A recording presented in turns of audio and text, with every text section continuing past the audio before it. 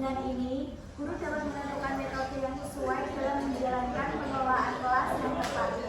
Salah satu kompetensi pedagogi yang harus dikuasai dan dilaksanakan oleh guru sebagai bagian dari upaya mewujudkan kinerja yang efektif dan optimal adalah menguasai karakteristik peserta didik. Penguasaan karakteristik peserta didik ini sangatlah penting bagi guru karena bermanfaat untuk kepentingan proses pembelajaran di sekolah.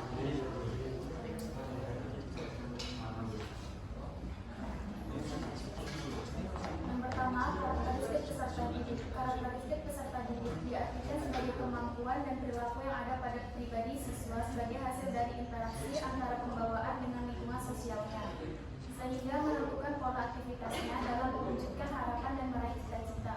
Karakteristik peserta didik merupakan unsur pokok penting dalam kompetensi pedagogis.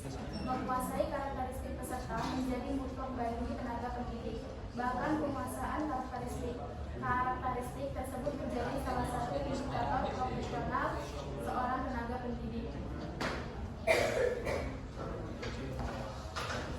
Ragam karakteristik peserta didik, yaitu meliputi kemampuan, bakat dan minat, gaya belajar, dan inteligensi. Pengertian kemampuan di sini adalah kemampuan awal di mana mengukur pengetahuan siswa sebelum mengikuti pelajaran. Hal ini dimaksudkan agar guru mengetahui di mana titik awal siswa sehingga akan memudahkan dalam menyusun strategi. Yang kedua yaitu bakat dan minat. Bakat merupakan hal yang bersifat turunan dari orang tua dan berkaitan dengan struktur otak. Sedangkan minat merupakan kecenderungan tetap dalam memperhatikan hal tertentu yang tidak dibawa dari lahir. Dalam merencanakan pembelajaran, guru mestilah memperhatikan bakat dan minat siswa dalam menghadirkan sistem pembelajaran yang menarik. Yang ketiga yaitu gaya belajar. Gaya belajar merupakan bagaimana seseorang menyerap dan mengolah informasi. Gaya belajar setiap siswa pastilah berbeda karena terkait dengan bagaimana efektif dan sebagaimana efisien mereka dalam memproses dan menyimpan informasi. Dengan mengetahui gaya belajar siswa, guru dapat menerapkan teknik belajar yang tepat untuk perkembangan peserta didik jika pembelajaran langsung secara optimal. Maka tujuan akhir pembelajaran akan tercapai. Yang terakhir yaitu inteligensi. Tingkat inteligensi merupakan faktor tingkat pembelajaran yang dapat mempengaruhi proses dan hasil belajar.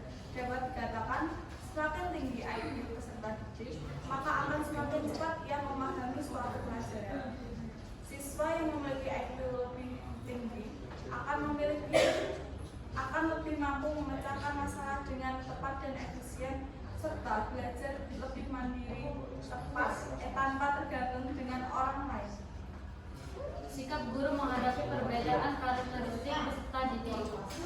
Pada perbedaan individu, hal yang harus dilakukan dalam menangani masalah tersebut adalah penanganan apa yang harus dilakukan guru di dalam kelas. Antara lain dengan menggunakan cara sebagai berikut. Yang pertama, program perbaikan pada anak yang lambat dalam mengalami kesulitan dalam mengikuti mata pelajaran di sekolah.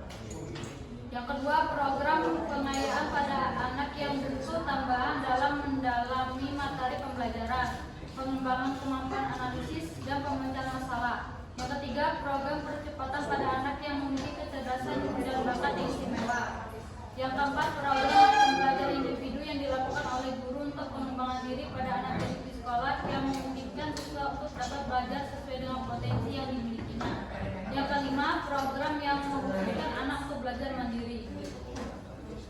Ini kesimpulan yang kita diskusikan adalah memahami karakteristik peserta didik sangat penting dalam bidang pendidikan. Karakteristik tersebut mencakup kemampuan, bakat minat, gaya, dan tingkat intelijensi siswa.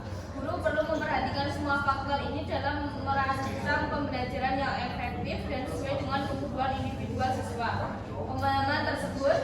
Pemahaman terhadap karakteristik peserta didik menjadi kunci dalam mencapai tujuan pembelajarannya. Sekian dari